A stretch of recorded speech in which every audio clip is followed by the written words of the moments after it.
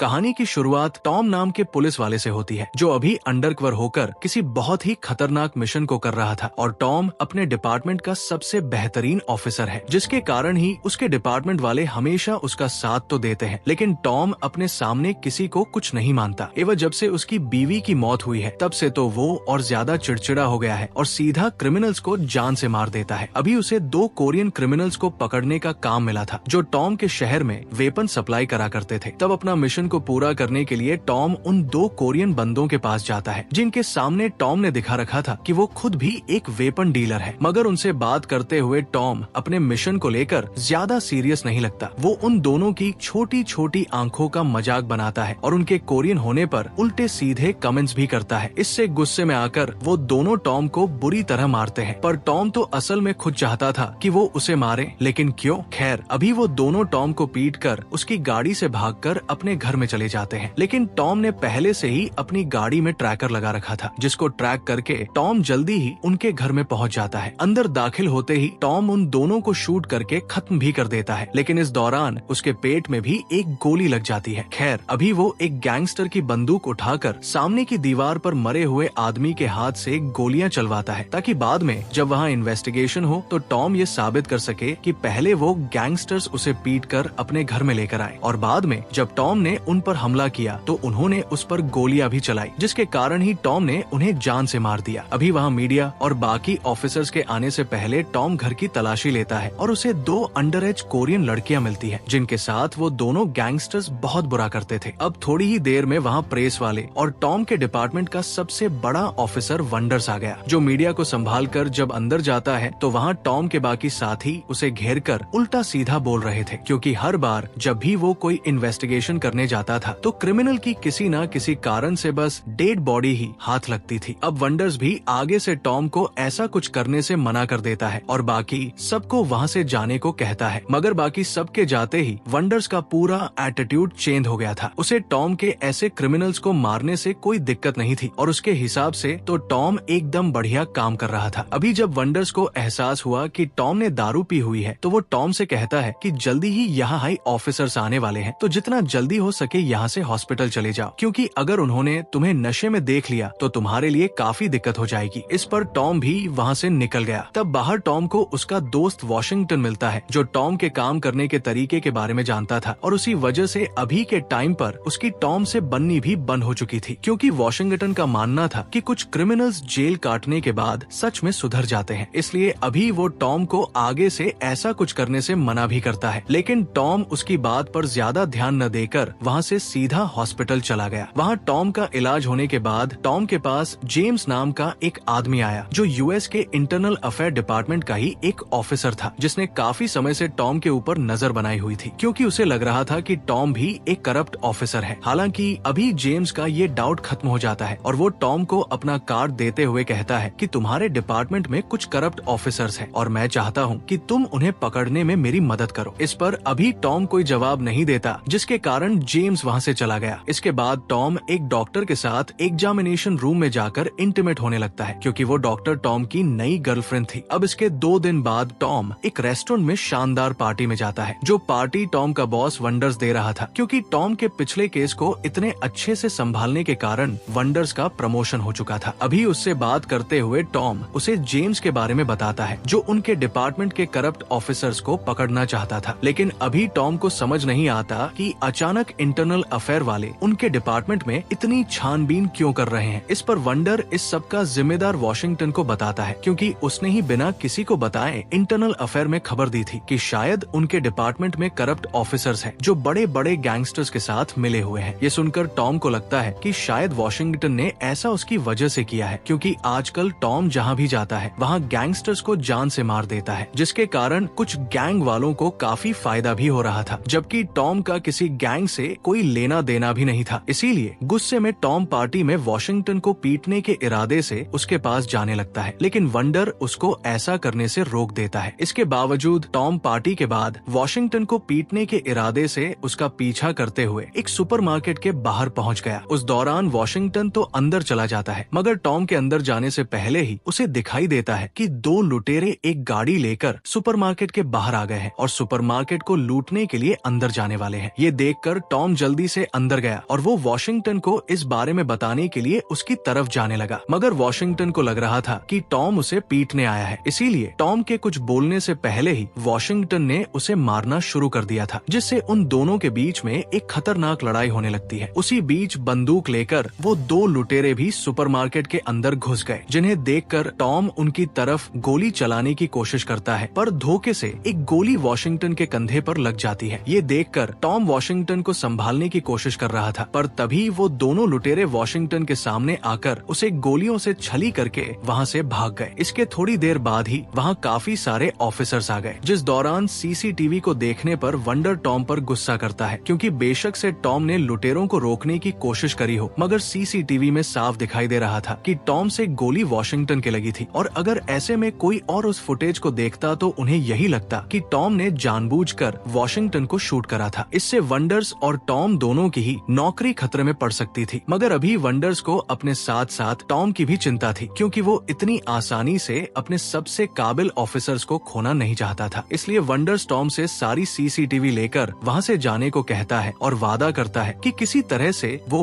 Washington की body से Tom की बंदूक की गोली निकलवा देगा, जिससे टॉम को भी बाद में कोई दिक्कत नहीं होगी। तब उसकी बात मानकर टॉम वहाँ से अपनी गर्लफ्रेंड जेनी के घर जाता है, जहाँ वह जेनी को सब बताते हुए बहुत दुखी हुआ, क्योंकि बेशक से उसकी वॉशिंगटन से लड़ाई चल रही थी और उसे वॉशिंगटन पर गुस्सा भी आ रहा था, मगर वो अभी भी वॉशिंगटन को अपना सबसे अच्छा दोस्त मानता था। इसलिए टॉम फैसला करता है कि वो वॉशिंगटन के कातिलों को किसी भी हाल में पकड़ेगा। अब अगले दिन टॉम जब अपने ऑफिस में पहुंचता है तो वंडर्स उसको अखबार दिखाते हुए बताता है कि मैंने सुपरमार्केट वाली खबर को ऐसे दिखाया है जैसे तुम हीरो बन गए हो, इसी वजह से केस भी क्लोज हो चुका था। अब टॉम की भलाई के लिए कुछ दिन तक वंडर्स उसे डेस्क जॉब करने को कहता है, जिसके लिए टॉम मान गया, और अब वो पूरा दिन पुलिस स्टेशन में आने वाले लोगों के केसेस को सुनता था। और तभी जेम्स वापस से उसके पास मिलने आता है, जिसने चुपके से वॉशिंगटन की लाश के बारे में पता लगाया था, और उसे पता चला था कि वॉशिंगटन के शरीर में एक गोली ऐसी भी थी जो रॉबर्ट्स के पास मिली बंदूक की बुलेट से मैच नहीं कर रही थी। इसलिए जेम्स को कंफर्म था कि पक्का उन दो चोरों के अलावा वहाँ कोई तीसरा भी मौजूद था, और ये मामला सच में काफी बड़ा है। इस बारे में वो टॉम से और ज्यादा जानने की कोशिश करता है, मगर टॉम जेम्स के सवालों से परेशान होकर उसे सीधा वंडर्स के पास ले जाता है, जो जेम्स को सुनाने लग गया था कि जेम्स को उसके डिपार्टमेंट के ऑफिसर्स के इतने ज्यादा पीछे नहीं पड़ना चाहिए। ये सुनकर जेम्स तो वहाँ से चला गया। अब इसके अगले दिन वॉशिंगटन के फ्यूनरल के टाइम पर एलएपीडी के सारे ऑफिसर्स वहाँ जाते हैं, जहाँ टॉम वॉशिंगटन की वाइफ लिंडा के पास जाकर उससे बात करने और उसकी मदद करने की भी कोशिश करता है, लेकिन लिंडा वॉशिंगटन की मौत से इतने ज्यादा टूट चुकी थी कि वो किसी से बात नहीं करती और टॉम की बातों का भी ऐसे जवाब देती है जैसे उसे पता हो कि वॉशिंगटन की मौत में टॉम का भी हाथ है। इस बात से टॉम को भी काफी बुरा लगा था, इसलिए वो सीधा बिस्कन नाम के एक डिटेक्टिव के पास जाता है, जो हाई लेवल इन्वेस्टिगेटर था, और उसे ही वॉशिंगटन के कातिलों के बारे में पता करने के लिए अपॉइंट करा गया था। हालांकि पहले वंडर्स ने बिस्कन से कहा था कि वो इन्वेस्टिगेशन में टॉम को भी अपने साथ रखे, लेकिन बिस्कन को लग रहा था कि खुद भी वॉशिंगटन के केस में डिपार्टमेंट के करप्ट ऑफिसर का ही हाथ है, जो कोई भी हो सकता है। इसलिए वो टॉम को अपने साथ नहीं रखना चाहता था, पर अभी टॉम उससे थोड़ी सी रिक्वेस्ट करता है और वादा करता है कि अगर तुम्हें मैं कल्पित लगूं तो तुम मुझे भी पकड़ सकते हो, और मैं अपनी तरफ से वादा करता हूं कि मुझसे जितना होगा मैं उतना तुम्हारी मदद करने की कोशिश करूंगा। इसीलिए बिस्कन भी मान गया। अब डिपार्टमेंट के कुछ लोगों से बात करने के बाद टॉम को लगता है कि वो दो लुटेरे जिन्होंने वॉशिंगटन को मारा है, उनका नाम फीमो और कोट्स है, जो ड्रग सप्लाई और उसके अलावा ह्यूमन ट्रैफिकिंग जैसे क्राइम्स में शामिल थे, और शायद वॉशिंगटन भी उन्हीं लोगों के साथ काम करता था, क्योंकि हर बार जब भी वो पकड़े जाते थे तो वॉशिंगटन उन्हें ये कहकर छुड़वा देता था कि उन्हें इल्लीगल पकड़ा गया है, पर किसी कारण से उन लोगों के बीच में अनबन हो गई होगी, इसलिए उन्होंने वॉशिंगटन को जान से मार दिया। अब ये बात तो टॉम को काफी अजीब लगता है, क्योंकि उसके हिसाब से वॉशिंगटन काफी ईमानदार पुलिस वाला था, लेकिन टॉम अभी बाकी पुलिस ऑफिसर्स की बातों को झुटला भी नहीं सकता था। पर बात चाहे जो भी हो, टॉम कम से कम वॉशिंगटन के कातिलों को जान से मारना तो चाहता ही था। इसके बारे में बात करने के लिए वो रात में वंडर्स के पास गया और उससे परमिशन मांगता है कि वंडर्स उसे उन दोनों को जान से मारने की परमिशन दे दे, लेकिन वंडर्स ने इस पर मना कर दिया था, क्योंकि पहला ये काफी खतरनाक हो सकता था, और दूसरा अभी बिस्कन खुद टॉम के साथ काम कर रहा था, जिसको अगर टॉम की इस हरकत के बारे में खबर लगती तो टॉम के साथ साथ पूरे डिपार्टमेंट की नौकरी जाती। ये सुनकर टॉम वहाँ से चला गया, जिसके अगले दिन जब उसकी मुलाकात बिस्कन से हुई तो बिस्कन उसे कुछ डॉक्यूमेंट्स दिखाता है जिससे साफ हो रहा था कि वंडर्स की कार में पुलिस वालों को $50,000 कैश मिला था, जो पक्का उसने उन्हीं लुटेरों से कभी लिया होगा। जिसका मतलब कि सच में टॉम वॉशिंगटन को जितना शरीफ समझता था, वॉशिंगटन उतना शरीफ था नहीं। खैर, अभी सच्चाई का पता करने के लिए टॉम रात में बिस्कन के साथ फीमो और कोट्स के एड्रेस पर जाता है, जहां उन दोनों को एक बच्ची से पता चला कि फीमो और कोट्स वहां से कुछ दिन पहले जा चुके हैं और उनकी नई लोकेशन के बारे में मुश्किल से ही किसी को पता होगा। ये जानकर वो दोनों पास मौजूद कुछ चर्चेस से बात करने का फैसला करते हैं, क्योंकि उनमें से किसी को फीमो या कोट के नए एड्रेस के बारे में पता हो सकता था। उसी दौरान एक आदमी जैसे ही टॉम और बिस्कन को उनकी तरफ आते हुए देखता है तो वो भागने लगा, जिसका पीछा करके जैसे तैसे टॉम और बिस्कन उसे कुछ कटीलों तारों के बीच में उलझाकर पकड़ लेते हैं। उससे पूछताछ करने पर वो टॉम और बिस्कन से कहता है कि साहब, मुझे सच में फीमो और कोट्स की लोकेशन के बारे में कुछ नहीं पता, मगर उसके बारे में ग्रिल नाम के ड्रग डीलर को पता हो सकता है। ये सुनकर टॉम और बिस्कन सीधा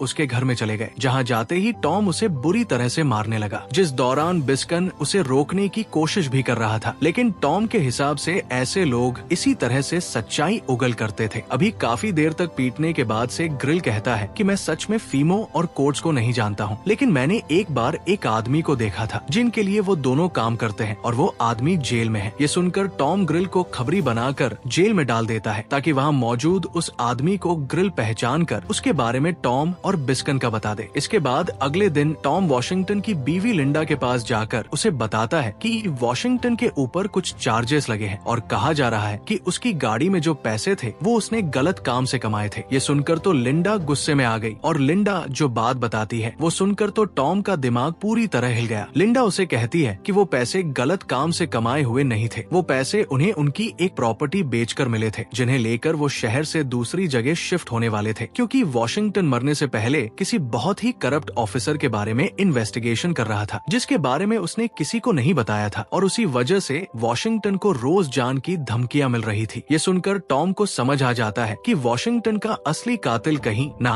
कहीं उसके ही डिपार्टमेंट का कोई ऑफिसर है। अब ऑफिस में जाने पर टॉम के पास सैम नाम का एक ऑफिसर आकर उसे एक बंदूक की गोली देते हुए बताता है कि तुम्हारा नाम अब वॉशिंगटन के कत्ल से पूरी तरह दूर है, क्योंकि तुम्हारे हाथों से चलाई गई गोली को हमने हासिल कर लिया है। इसके थोड़ी देर बाद ही ग्रिल जेल के फोन से टॉम को कॉल करके बताता है कि उस ड्रग माफिया का नाम स्क्रीबल है, जो कुछ दिन पहले ही जेल से छूट गया है। ये सुनकर टॉम तुरंत ही बिस्कन के साथ स्क्रीबल को ढूंढने में लग गया और एक जगह तक उसका पीछा करके उससे वॉशिंगटन और फीमोर और कोट्स के बारे में पूछता है। तब स्क्रीबल बताता है कि वॉशिंगटन की मौत के पीछे मेरा कोई भी हाथ नहीं है, क्योंकि फीमोर और कोट्स ने बहुत अकड़ते हुए मेरे साथ आगे काम करने से मना कर दिया था और आगे वो किसी और पावरफुल बंदे के साथ काम करने वाले थे। उसके बाद मेरी आखिरी मुलाकात उनसे पहाड़ के ऊपर मौजूद उनके घर पर हुई थी। इसका मतलब अभी भी वो दोनों वहीं पर हो सकते थे, इसलिए उस घर की लोकेशन लेकर टॉम और बिस्कन जल्दी से वहाँ पहुँच गए। मगर घर के अंदर जाने पर उन्हें घर खाली मिला। वहाँ बस काफी सारे खून के छींटे पड़े थे, जैसे किसी ने वहाँ कोई कत्लेआम मचाया हो। इसलिए वो दोनों घर के आसपास भी छानबीन करते हैं और उन्हें एक गड्ढे में फीमोर कोट्स की लाश मिलती है, जिन्हें देखकर तो बिस्कन का दिमाग हिल गया, क्योंकि वॉशिंगटन के केस के बारे में वही दोनों जानते थे, पर उन्हें भी किसी ने जान से मार दिया था। खैर, अभी वो दोनों वापस से स्क्रीबल के पास जाते हैं और उसे फीमोर कोट्स की मौत के बारे में बताते हुए उससे उन लोगों के बारे में जानने की कोशिश करते हैं जिनके साथ फीमोर कोट्स काम कर रहे थे। इस पर स्क्रीबल उनसे कहता है कि रात में मैं तुम दोनों को उन लोगों के साथ मीटिंग के बहाने उनके अड्डे पर ले जाऊंगा। इस पर टॉम और बिस्कन मान जाते हैं। अब जैसे कि टॉम को पता था कि आज वो वॉशिंगटन के असली कातिल को जान से मार देगा और उनसे उनके डिपार्टमेंट के करप्ट ऑफिसर के बारे में भी जान लेगा, इसलिए वो कुछ सोचकर वापस से लिंडा से मिलने जाता है और उसके घर की खिड़की के बाहर से ही उसे सुपरमार्केट की सीसीटीवी देता है, ताकि लिंडा को पता चल सके कि टॉम सच में वॉशिंगटन को नहीं मारना चाहता था। अभी लिंडा उससे सीसीटीवी ले तो लेती है, लेकिन वो अभी भी टॉम से गुस्सा थी, क्योंकि टॉम कुछ भी कर ले लेकिन वो वॉशिंगटन को वापस जिंदा नहीं कर सकता था। अभी वहाँ से निकलकर टॉम जल्दी से बिस्कन के पास आ गया और दोनों काफी सारे हथियार लेकर फीमोर कोट्स के साथियों के पास जाने लगते हैं। शुरू में टॉम बिस्कन को उसके साथ जाने से मना करता है, क्योंकि वो वहाँ उन लोगों को जान से मारने जा रहा था जिससे बाद में बिस्कन मुसीबत में आ सकता था। लेकिन बिस्कन भी उसके साथ जाने की जिद पर अड़ा रहता है और दोनों बाहर पहुँचते हैं। बाहर अब तक जेम्स भी आ गया था, जिसे पता था कि टॉम जाकर वापस से कुछ लोगों को मारने वाला है, लेकिन वो टॉम को नहीं रोकता, क्योंकि वो जानता था कि टॉम वॉशिंगटन की मौत का बदला लेकर सही कर रहा है। अभी जेम्स कहता है कि इस मिशन को खत्म करने के बाद मैं तुम्हें पकड़ लूंगा। इस पर टॉम भी मानकर वहाँ से चला गया और दोनों स्क्रीबल के साथ उन दो बंदों के पास पहुँच जाते हैं, जहाँ दोनों क्रिमिनल्स ने टॉम को पहचान लिया था कि वो एक पुलिस वाला है, इसलिए वो उसे गन पॉइंट पर ले लेते हैं। मगर टॉम उनके सामने ऐसा दिखाता है कि वो एक करप्ट पुलिस ऑफिसर है जो गलत कामों से पैसा बनाना चाहता है। ये सुनने के बाद भी वो दोनों बंदूक उसके ऊपर से नहीं हटाते और गुस्से में स्क्रीबल को भी जान से मार देते हैं, क्योंकि वो एक पुलिस वाले को उनके अड्डे पर ले आया था। इस सब के दौरान बिस्कन काफी हैरानी से उन दोनों लोगों को देख रहा था, जैसे वो खुद भी उनके बारे में कुछ याद करने की कोशिश कर रहा हो। तभी अचानक वो बिस्कन को शूट करके टॉम पर गोलियां चलाने लगते हैं, जिससे गुस्से में आकर पहले तो टॉम जैसे तैसे उन दोनों को खत्म करता है और बाद में बिस्कन से जानने की कोशिश करता है कि वो दोनों कौन थे। पर अभी कुछ बताने से पहले ही बिस्कन की भी मौत हो गई। इससे टॉम और ज्यादा टूट जाता है और जैसा कि वो वहाँ हुई चीजों को किसी को नहीं समझा सकता था, इसलिए वो मजबूरी में बिस्कन की बॉडी को वही छोड़कर सीधा जेनी के पास उसके घर में आ गया और उसे बताता है कि हो सकता है कि अब मेरे पीछे काफी सारे ऑफिसर्स लग जाएं और मैं तुमसे कभी ना मिल पाऊं। तब जेनी को कुछ समझ नहीं आता, लेकिन तभी उन दोनों की नजर टीवी पर आ रही न्यूज पर पड़ती है, जिसको देखकर तो दोनों का दिमाग हिल गया। असल में टीवी में बताया जा रहा था कि वो दोनों बंदे जिन्हें अभी भी टॉम ने मारा है, वो दोनों भी अंडरकवर पुलिस वाले थे जो काफी सारे ड्रग कार्टेल्स का पर्दाफाश करने में लगे हुए थे। पर टॉम नाम के ऑफिसर ने उन्हें जान से मार दिया। ये सुनकर तो टॉम समझ जाता है कि उस जगह पर हुई चीजें पूरी तरह से एक ट्रैप थी। असल में वो दोनों ऑफिसर सच में अच्छाई के लिए काम कर रहे थे, जिन्होंने टॉम को एक करप्ट ऑफिसर मानकर उसे गन पॉइंट पर ले रखा था ताकि वो डिपार्टमेंट में मौजूद मास्टरमाइंड तक पहुंच सके। इस बारे में ही बिस्कन को समझ आ गया था, लेकिन उसके कुछ बताने से पहले ही उन दोनों ने उसे शूट करके खत्म इसलिए कर दिया क्योंकि उन्हें लग रहा था कि बिस्कन भी टॉम के साथ मिला हुआ है। पर सच्चाई तो ये थी कि जो भी मास्टरमाइंड है उसने जानबूझकर टॉम को वहाँ तक पहुँचाया था ताकि वो अपने दुश्मनों को भी खत्म करवा दे और टॉम को फंसा दिया जाए। तभी अचानक टॉम के डिपार्टमेंट के दो पुलिस वाले जेनी के घर में आकर टॉम को गन पॉइंट पर ले लेते हैं और उसके हाथ में हथकड़ी लगाकर उसे गाड़ी से अपने साथ कहीं लेकर जाने लगे। वो दोनों भी करप्ट ऑफिसर थे और उनकी बातों से टॉम को पता चलता है कि टॉम और वॉशिंगटन को छोड़कर पूरा का पूरा डिपार्टमेंट इंक्लूडिंग वोंडर्स भी करप्ट है। इवन वोंडर्स ही सब चीजों का मास्टरमाइंड था, जिसके बारे में पता चलने पर वॉशिंगटन ने उसके खिलाफ ही इंटरनल अफेयर्स में कंप्लेंट करी थी, जिसके कारण ही वोंडर्स ने उसे जान से मरवा दिया। अभी वो दोनों टॉम से ये भी कहते हैं कि वोंडर्स सैम को लिंडा को खत्म करने भेजने वाला है, क्योंकि उसे पता चल चुका था कि टॉम ने उसे सीसीटीवी फुटेज दी है जो अगर धोखे से भी इधर उधर चली जाती है तो उन सब का फ्यूचर खतरे में आ जाता। ये पता चलने पर टॉम बहुत ज्यादा गुस्से में आकर जैसे तैसे अपने हाथों को फ्री करता है और उन दोनों पर बुरी तरह हमला करके गाड़ी का एक्सीडेंट करवा देता है, जिससे टॉम खुद भी बेहोश हो गया था। और आगे जब उसकी आँख खुलती है तो वो अपने आप को फीमोर कोर्ट्स के पहाड़ पर मौजूद घर के पास पाता है, जहाँ वो दोनों ऑफिसर्स उसे भी जान से मारने के बाद दफन करने वाले थे। इसकी वजह से टॉम को समझ नहीं आ रहा था कि उसे क्या करना चाहिए। खैर, अभी जब उनमें से एक ऑफिसर घर के अंदर कुछ सामान लेने जाता है तो मौका देखकर टॉम पास में पड़े फावड़े को उठाकर दूसरे वाले ऑफिसर के सिर में मारकर उसे खत्म कर देता है। और उस ऑफिसर के चिल्लाने की आवाज सुनकर जब दूसरा ऑफिसर भागकर वहाँ आया तो टॉम पहले वाले ऑफिसर की बंदूक उठाकर उस दूसरे ऑफिसर को भी खत्म कर देता है और लिंडा को बचाने के लिए उसके घर की तरफ जाने लगा। इधर सैम ने लिंडा के घर में आकर उससे जबरदस्ती वो फुटेज वाली सीडी ले ली थी, जिसके बाद वो लिंडा के साथ उल्टी सीधी हरकतें करने वाला था। लेकिन किस्मत से तभी टॉम वहाँ आकर सैम को बुरी तरह से मारता है और उसे खत्म करके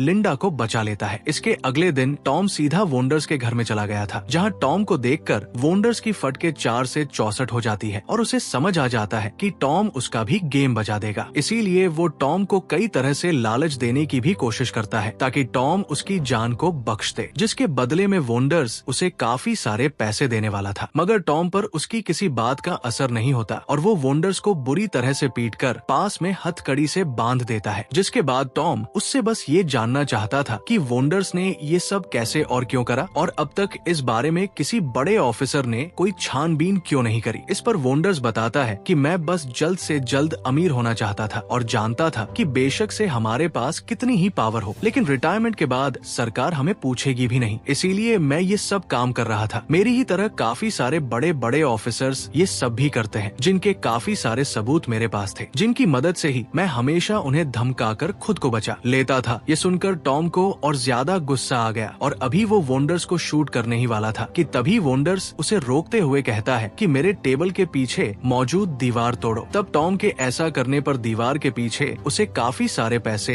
डॉक्यूमेंट्स और ज्वेलरी दिखाई देती है, जो देखकर टॉम काफी हैरान हो जाता है और वोंडर्स उससे कहता है कि मैं तुम्हें इसमें से आधा हिस्सा दे दूंगा, बदले में तुम्हें बस मेरी जान बख्शनी होगी। ये सुनकर तो टॉम का गुस्सा फूट पड़ा था। उसे पैसे नहीं, अपने दोस्त की मौत का बदला चाहिए था। इसीलिए वो फाइनली वोंडर्स को शूट करके खत्म कर देता है और सारे सबूतों के बारे में बताने के लिए वो खुद जेम्स के पास चला गया। अभी टॉम को लग रहा था कि जेम्स उसे भी गिरफ्तार कर लेगा, जिसके लिए टॉम तैयार भी था, लेकिन जेम्स ऐसा नहीं करता। असल में जेम्स को पहले से पता था कि सबके पीछे वोंडर्स का हाथ है, मगर उसके पास काफी सारे बड़े बड़े ऑफिसर्स के खिलाफ सबूत थे, जिनसे वो उन्हें ब्लैकमेल करके जेम्स को नौकरी से निकलवा सकता था। इसलिए उसने डायरेक्ट ना तो ये बात किसी को बताई थी और ना ही वोंडर्स को पकड़ने की कोशिश करी। मगर जब से उसने टॉम के ऊपर नजर रखना शुरू करा था, तब से उसे पता चल गया था कि टॉम ही वो इंसान है जो रूल्स को नहीं मानता और वही वोंडर्स और बाकी सारे करप्ट ऑफिसर्स को पकड़वा सकता है। ये बताकर जेम्स कहता है कि अगर मुझे तुम्हारी आगे जरूरत होगी तो मैं तुम्हें जरूर याद करूंगा। इतना बोलकर जेम्स वहाँ से चला गया और इसके साथ ही ये कहानी यहीं पर खत्म होती है। तो दोस्तों, ये कहानी आपको कैसी लगी हमें कमेंट करके जरूर बताएं। साथ ही वीडियो को लाइक करें और चैनल को सब्सक्राइब करना ना भूलें। मिलते हैं अगली वीडियो में, तब तक के लिए गुड बाय।